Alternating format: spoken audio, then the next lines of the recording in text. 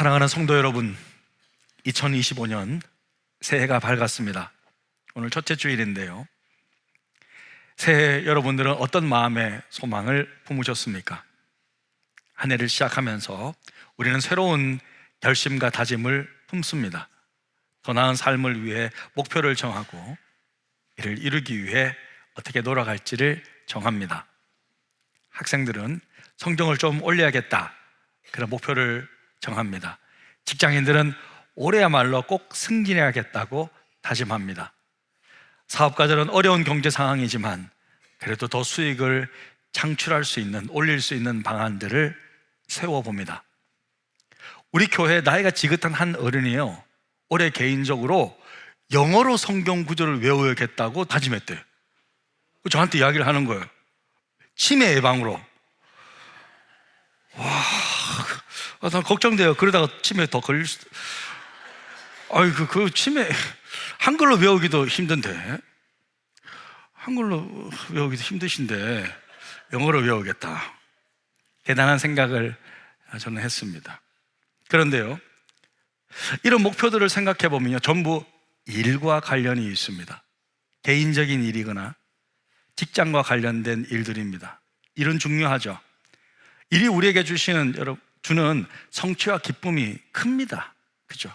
때로는 삶의 의미를 일 속에서 찾기도 합니다. 그런데 일보다도 더 중요한 것이 있다는 거예요. 그것이 무엇입니까? 사람입니다. 하나님께서 하나님의 일을 하시고자 할 때 가장 중요하게 하시는 작업이 무엇인 줄 아십니까? 그 일을 위해 사람을 준비하신다는 것입니다. 하나님은 하나님 나라의 구원 역사를 이루기 위해 땅이나 건물을 준비하는 것이 아닙니다. 무슨 빠른 인터넷 회선을 준비하시거나 AI 인공지능 프로그램을 준비하시거나 무슨 고성능 반도체를 준비하시는 것이 아니라, 하나님은 하나님의 비전을 온전히 감당할 수 있는 사람을 준비하십니다. 사람을 준비하십니다.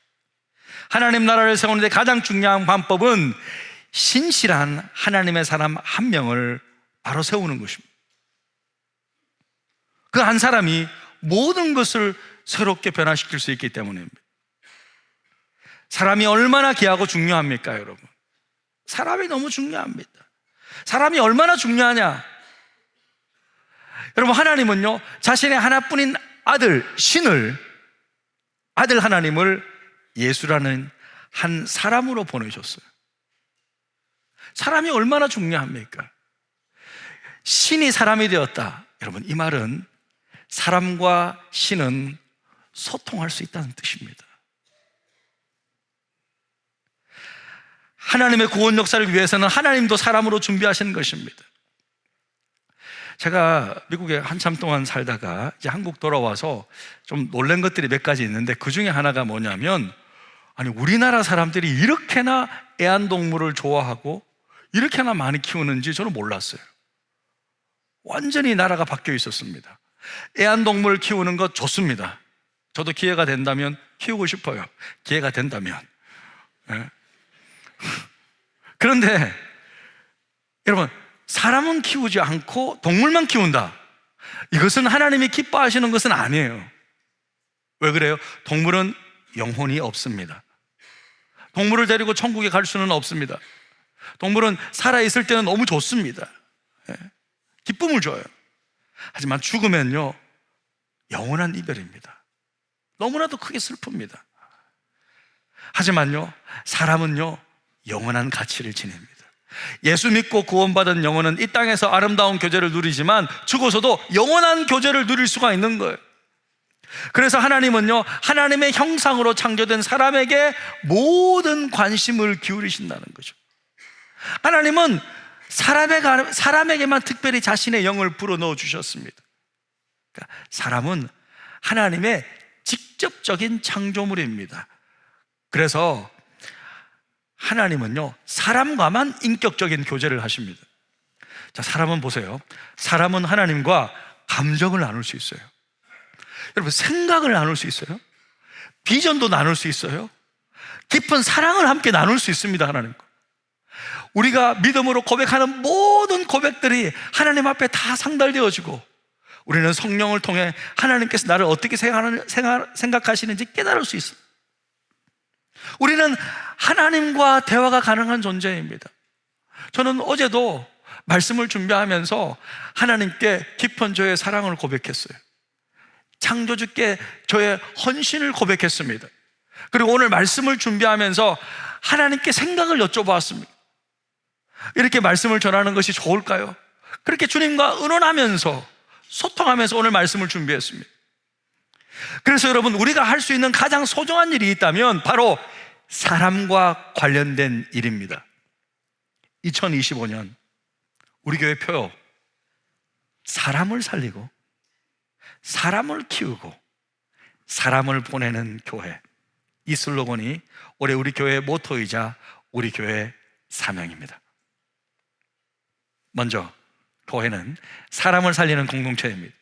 오늘 요한복음 10장 10절은 분명히 예수께서 왜 오셨는지 스스로 자기 입술로 스스로 말씀해 주셨습니다. 내가 온 것은 양으로 생명을 얻게 하는 것이다. 그리고 더 풍성히 그 생명을 누리게 얻게 하려는 것이다. 예수님이 이 땅에 오신 가장 중요한 목적은 죽어있는 영혼들에게 생명을 주시기 위함입니다. 근데 이 생명은 단순히 육체적인 생명을 넘어서 영원한 생명이라고 그랬잖아요. 영생이라고 그랬습니다. 즉 하나님과의 관계 속에서 누리는 풍성한 삶입니다. 여러분, 예수 믿고요 생명을 얻는다는 것은 뭐냐? 죄로 오염되고 일그러진 하나님의 형상을 회복하는 거예요. 우리가 하나님의 형상을 회복해야, 원래 사람은 하나님의 형상으로 완전히 이렇게 만들어졌잖아요. 죄로 말미암아 이것이 일그러졌어요. 하나님과 소통하는 방법이 죄로 말미암아 완전히 끊어져 버렸어요. 그런데 예수를 주로 믿고 죄의 문제가 해결되면 하나님의 형상이 다시 회복될 수 있단 말이에요. 그러면요 하나님과 교제할 수 있는 거예요. 하나님을 아버지라 부를 수 있는 거예요. 그때 그 사람을 살아났다라고 말하는 거예요. 예수 믿으면 생명을 얻습니다. 살아납니다. 교회의 첫 번째 사명은 하나님의 형상을 잃어버린 영혼들에게 복음을 전하여 하나님의 생명을 얻게 하는 것입니다. 여러분, 이 땅에는요 꼭 필요하고 중요한 많은 기관들이 있습니다. 학교 같은 교육기관이 있죠. 병원 같은 의료기관이 있습니다. 고아원, 양로원 같은 복지기관도 있어요. 꼭 필요한 기관들이 많이 있습니다. 그런데 가장 긴급하게 필요한 곳은 어딜까? 제 생각은 병원이에요. 여러분, 병원이 없다면 어떻게 되겠어요? 조금만 병원에 의료 대란이라고 문제가 생기니까 힘들어지잖아요. 예? 사람부터 살려야 병원이 있어야 됩니다. 그래야 교육도 받고 복지도 이루어질 것입니다. 병원 너무 중요합니다. 그런데 여러분 보세요. 병원이란 것은요 사람의 육체와 정신을 치료할 수 있을지는 몰라도 사람의 영혼은 살리지 못합니다. 교회는 어떤 곳이냐? 죽은 영혼을 살릴 수 있는 유일한 병원이에요.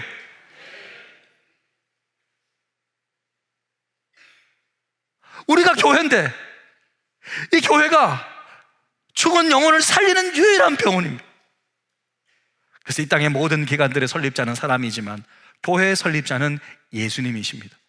예수께서 죽은 영혼을 살리기 위해 자신이 십자가에서 대신 죽으시고 부활하셔서 이 땅에 성령을 보내주심으로 말미암아 교회가 시작되었습니다. 교회가 탄생되었습니다. 예수님은 자신의 피값으로 교회를 세우셔서 우리에게 사람 살리는 일을 맡겨주셨습니다. 1900년도 초에 한국에 온 선교사님들, 이 낯선 조선 땅에서 복음을 전하기 위해 자신의 생명을 바쳤습니다. 많은 분들이 대부분 순교하셨습니다. 그들의 희생으로 인해 오늘 우리가 이 복음의 은혜를 누리고 있습니다. 이제는 우리 차례라는 거예요. 이제는 우리가 감당해야 된다는 거예요. 복음을 통해 잃어버린 영혼들을 살리는 사역에 우리가 모든 노력을 기울여야 합니다. 이것이 저와 여러분이 먼저 예수 믿은 이유입니다. 사랑하는 성도 여러분, 2025년도에는 복음을 전하는 우리가 됩시다. 우리 가정에서, 또 직장에서, 이웃과의 관계 속에서 복음을 전하며 사람 살리는 여러분 다 되시기를 주님의 이름으로 축복합니다. 아멘. 그래요. 사람을 살리는 교회 돼요, 올해는. 그리고 교회는요 사람을 키우는 공동체가 돼요. 자, 오늘 요한복음 10장 3절 4절을 같이 한번 읽어보겠습니다. 문지기는 그를 위하여 문을 열고 양은 그의 음성을 듣나니 그가 자기 양의 이름을 각각 불러 인도하여 내느니라. 자기 양을 다 내놓은 후에 앞서가면 양들이 그의 음성을 아는 고로 따라오되. 자, 여러분, 여기서 목자가요 양들의 이름을 어떻게 부르고 있어요? 어떻게 부르고 있어요? 각각 부르며 인도한다고 말씀해요. 그러니까 예수님은요 각 양들의 이름을 아시고 부르신다는 거예요. 그러면서 세심하게 정말 개별적으로 돌보셨다는 거예요. 사랑하는 성도 여러분, 이 자리에 앉아있는 모든 성도 여러분, 여러분 그거 아십니까? 예수님은 여러분의 이름을 다 아십니다. 믿으시면 아멘. 예수님은요 나의 이름을 아십니다. 믿으시면 아멘. 아세요, 여러분. 어떻게 나를 알까? 이렇게 아십니다, 여러분. 복음서를 보면요 예수님을 처음 본 세리장 삭개오가 있습니다. 예수님 보기 위해서 나무 위에 올라갔잖아요. 그날 예수님 처음 만났어요. 그때 예수님 뭐라 그랬습니까? 삭개오야, 저 2층에 저 끝에 앉아 있구나. 삭개오야, 내려오라. 오늘 내 집에 머물러야 하겠다. 처음 만났는데 그의 이름을 불러주세요. 죽은 나사로에게 뭐라 그럽니까?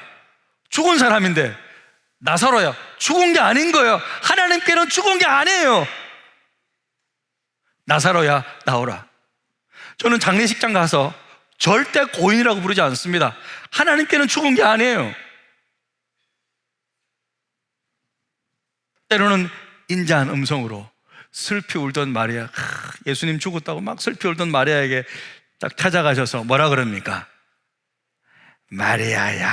딱 이렇게 드라마 바이블 한번 들어보시면 차인표가 마리아야 딱 이렇게 음성이, 예?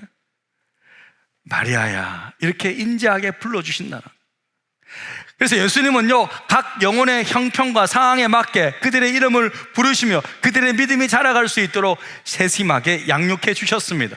여러분, 교회도 마찬가지여야 합니다. 교회는요 성도 개개인의 필요를 세심하게 살피며 이들이 하나님 안에서 성장하도록 도와야 합니다. 먼저 교회는요 예배 가운데요 성경을 체계적으로 가르쳐야 돼요. 저는 모든 교회가 강해 설교를 해야 된다고 믿습니다. 성경을 차곡차곡 책별로 이렇게 가르쳐야 된다고 저는 생각합니다. 제가 교회를 다 연구하고 미국에서 공부한 결론 뭐냐? 모든 교회들 가운데 성경을 체계적으로 책별로 가르친 교회가 가장 건강하게 성장했다는 통계가 나와 있어요. 성도는 주일날 오면 말씀을 배워야 돼요. 뭐 세상에 필요한 이야기도 배워야 되겠지만 성경을 체계적으로 배우는 것이 제일 중요합니다. 그것에 건강한 성장이 있습니다. 그리고 필요에 따라서 제자훈련과 성경 공부, 소그룹 모임을 통해 성도들이 영적으로 자라가도록 돕는 역할을 해야 합니다. 교회의 사명은요 단순히 사람을 모으는 데 있지 않습니다. 성도들을 하나님의 말씀과 사랑으로 양육하여 영적으로 성장시키는 데 있습니다. 사랑하는 성도 여러분, 올해는요 저와 여러분이 더욱 영적으로 성장하고 성숙해 가는데 집중하면 좋겠습니다. 올 한 해도 우리 교회가 하나님의 말씀으로 가르치고 기도로 함께하며 우리 모두가 그리스도의 장성한 분량으로 자라가는 그런 복된 한 해가 되기를 주님의 이름으로 축복합니다. 아멘. 그리고 여러분, 셋째로 교회는요 사람을 보내는 공동체가 되어야 합니다. 오늘 본문 3, 4절을 제가 다시 한번 읽어드릴게요. 문지기는 그를 위하여 문을 열고 양은 그의 음성을 듣나니 그가 자기 양의 이름을 각각 불러 인도하여 내느니라. 자기 양을 다 내놓은 후에 앞서가면 양들이 그의 음성을 아는 고로 따라오되. 자, 여러분 보세요. 여기서 알 수 있는 것은 예수님은요 양들을 양우리 안에서만 머물기를 원치 않는다는 거예요. 양들을 불러낸다 이거예요. 바깥으로 세상으로 이끌어내신다는 거예요. 양우리는 여러분 교회라고 생각해도 괜찮습니다. 예수님은요 양들인 우리가 주님의 인도함을 따라 교회 바깥인 세상에 나가 주의 일을 감당하기를 원한다는 거예요. 어떤 교회들은 성도들을 교회 안에만 머물게만 하는 교회들이 있어요. 막 매일같이 교회에 오래 그래요. 저는 그거 바람직하지 않다고 생각합니다. 우리는 세상에 할 일이 있어요. 일을 잘 감당하는 것도 하나님의 세상 경영에 함께 동참하는 거란 말이에요. 날마다 어떻게 교회를 와요? 필요하면 교회 오는 거지. 기도하기 위해서 교회 오고, 말씀 배우기 위해서 교회 오고, 그렇게 교회를 오는 겁니다. 교회 안에만 신실한 성도를 양성하는 것은 그런 좋은 성도는 아니라고 저는 생각해요. 그러니까 여러분, 교회의 사명이 단순히 성도들을 보호하는 것에 그치지 않고 세상으로 보내져서 하나님의 사명을 감당하도록 하는 데 있음을 이 말씀은 보여주는 거예요. 교회는 사명을 위해 하나님의 인도를 따라 사람을 보낼 수 있어야 합니다. 저는 너무 감사하게도 신학교 졸업 후에 우리 모교에서, 제가 마산 제일교회라는 교회인데 그 교회에서 담임 목사님과 온 성도들이 미국 유학을 갈 수 있도록 파송해 주었어요. 교회의 후원과 기도가 없었더라면 꿈꾸지 못했을 것입니다. 제가 다시 한국에 올 때도 마찬가지였어요. 미국에 있는 교회가 저를 파송해 주지 못했다면 저는 이곳에 오지 못했을 거예요. 여러분 생각해 보세요. 저 피 같은 성도들이 목사님 절대 못 갑니다. 아, 목사님 제가 죽었으면 죽었지 절대 목사님 못 가십니다. 그러면요 저는 못 가는 거예요. 아, 하나님의 뜻이 아니구나. 이렇게까지 성도들이 안 보내주고 파송을 안 해준다? 나는 못 간다. 저는 그렇게 생각을 했을 거예요. 진짜로. 여기 한 성도도 계시지만 나는 그렇게 믿었을 거예요. 그런데 미국 교회 성도들은 담임 목사를 파송해 줄 수 있을 정도로 성숙한 성도들이 되었어요. 철저하게 제자 훈련을 받아서 그들이 하나님 나라의 가치를 알게 되었어요. 사도행전 13장 2, 3절 한번 같이 읽겠습니다.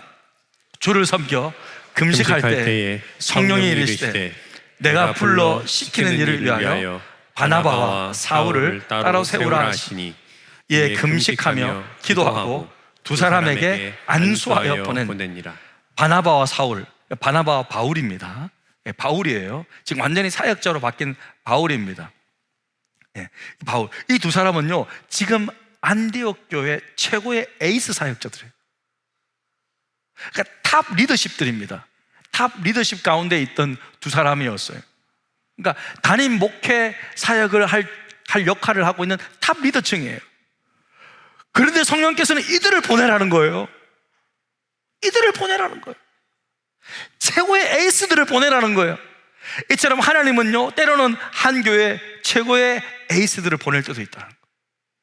우리는요 성령께서 말씀하시면 순종함으로 그 누구든지 보낼 수 있어야 합니다.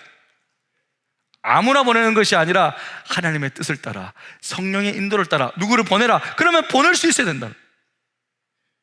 우리 교회는 국내외에 여러 선교사님들과 목사님들 그리고 기관들을 돕고 있습니다. 그 중에서 필리핀과 미얀마는요 우리 교회 출신 사역자를 키웠어요.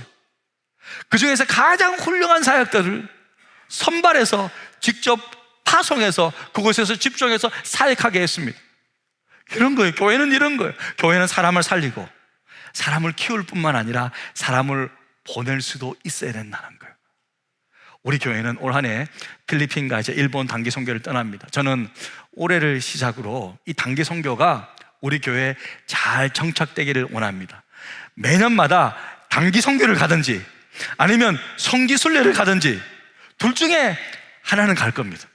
그래서 저는 성도들이 늘 하나님의 직접적인 사역의 현장을 직접 보고 와 이렇게 하나님이 역사하시구나 직접 보면서 경험하기를 저는 원하는 거예요. 교회 안에만 머물기를 원치 않는 거예요. 저는 제가 작년에 11월에요 일본 선교 답사를 같이 갔다 왔지 않습니까? 그런데 사실은 이제 답사라기보다는 미국 교회 이제 성도들과 함께 실제로 이제 일본에서 선교 사역을 한 3일 동안은 직접 함께 이제 뛰어다녔는데 그 중에서 어떤 사역이 있었냐면 집집마다 방문해서 이제 전도지를 넣어주는 그래서 축호 전도라 그러죠. 집집마다 방문해서 전도한다. 축호 전도가 있었어요. 예. 그래서 이제 일본어도 막 이렇게 연습하고 저는 뭐 연습을 제대로 못했지만 혹시라도 사람을 마주치면 이렇게 뭐 전해야 되잖아요. 예?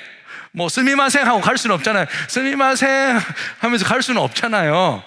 예, 그래서 뭐라도 말을 해야 되니까 다행히 이제 저는 안 마주쳤어요. 주님 마주치면 안 됩니다. 마주치는 안 되지만 제가 넣는 전도지마다 누군가는 보고 교회 올 수 있도록 해달라고. 그 찌찌우라 그레이스 그 교회가, 그리스도 교회가 그 가납고 그런 찌찌우라 시에 교회가 딱 하나 있어요. 그래서 선교사님 물어보고, 이거 전도지 하면 교회 어딘 줄 알고 찾아 잘 옵니까? 하니까 씩 웃으면서, 이 땅에 교회는 우리 교회 하나밖에 없습니다. 딱 그런.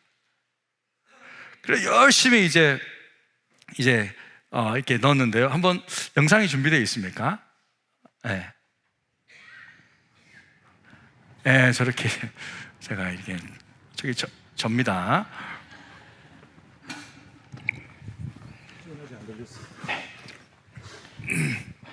근데 실은요, 식사 때를 놓쳐가지고 정말 배가 고팠어요. 그래서 사실 좀 시험 들었어요. 아니, 이것도 좋지만 밥도 안 주고 시키나. 그래서 목사도 밥 안 주고 일 시키면 시험 듭니다.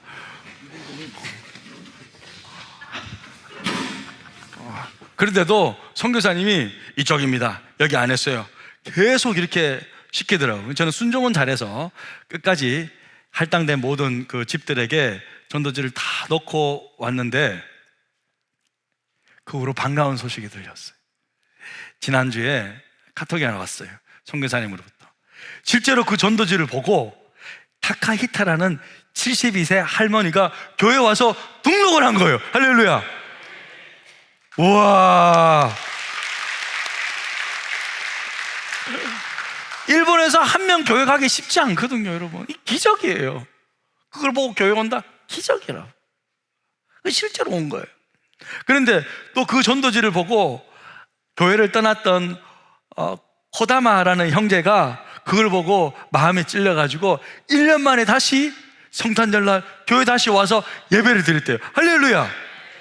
와. 그래서 선교사님이 감격 속에서 기쁨의 성탄 예배를 드렸다고, 너무 감사하다고 저에게 이 문자가 온 거예요. 저도 하나님께 깊이 감사드렸어요. 왜냐하면 제가 정말 기도하면서 진지하게 전도지를 넣었거든요. 하나님, 한 명만 좀 오게 해달라고. 이 전도지를 보고 한 명만이라도 교회 오게 해주십시오. 근데 신실하신 하나님께서 선교 열매를 맺게 해주신 것에 너무 감사했습니다. 제가 생각했어요. 우리 3월 달에 거의 아이들 포함해서 30명 가거든요. 오케이, 그 동네 전체를 그냥 하루 날 잡아서 모든 집에 다 돌릴 거예요. 근데 이제 기도해 주십시오. 한 번은 선교사님이 돌렸는데 약구자한테서 전화가 와가지고 한 번만 더 넣으면 그 교회를 끝내버리겠다라는 그런 협박도 많이 받았다. 근데 우리 협박받으면 어떡해요? 그러니까 상관없습니다. 내가 뭐 잘못했다고 스미마셍 이렇게 하면 된대요. 미안하다고 하면 된대. 그래서 저는 3월 달에 정말로 우리 선교팀하고 가가지고 그 동네 모든 집들에게 다 기도하면서 다 넣고, 그러면 또 몇 분의 영혼들이 또 주님께로 돌아오지 않을까, 그런 소망을 품게 되었습니다. 사랑하는 선교 여러분, 성도 여러분, 이것이 우리가 단기 선교하고 또 선교 과제에 하는 목적입니다. 새해에는 우리 모두가 가정과 직장과 사회 속에서 보내져서 하나님의 사랑을 나누며 이 세상에 주의 귀한 복음을 전하는 여러분들 다 되시기를 바랍니다. 새해에 어떤 목표를 정하셨습니까? 그 목표가 하나님과 관련이 있습니까? 이제 우리는 압니다. 하나님의 모든 관심은 사람이라는 것을 말입니다. 정확하게 말하자면 하나님은 오직 사람에게만 관심이 있습니다. 하나님은 복음으로 사람을 살리고 말씀으로 사람을 키우고 또 성령으로 사람을 보내는 일에 모든 관심을 가지고 있습니다. 하나님을 사랑하는 사람들은 하나님의 관심이 곧 나의 관심이 되어야 할 줄로 믿습니다. 저는 2025년도 우리 교회 표어가 하나님께서 우리에게 가장 원하시는 일이라고 믿습니다. 이 복된 일에 동참하셔서 올 한 해 우리 교회가 잃어버린 영혼들을 살리고 말씀과 훈련으로 성도를 키우며 세상과 선교지에 우리 성도들을 보내어 하나님의 영광을 나타내는 그런 복된 한 해가 되기를 주님의 이름으로 축복합니다. 아멘. 우리 받으신 말씀 생각하면서 이 시간 우리 성찬식에 임하도록 하겠습니다. 새해 첫 주에 성찬에 임할 때 놀라운 하나님의 은혜가 임하기를 원합니다. 다 함께 정결하게 하는 셈이 찬양하실 때 성찬위원들 나와주시길 바랍니다. 정결하게 하는 셈이 나의 앞에 있도다. 성령께서 공고하신 죄 씻으라 하시네.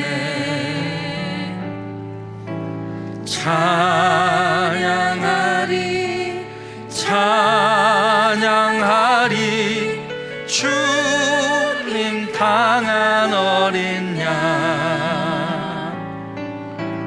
주께 영광 돌리어라.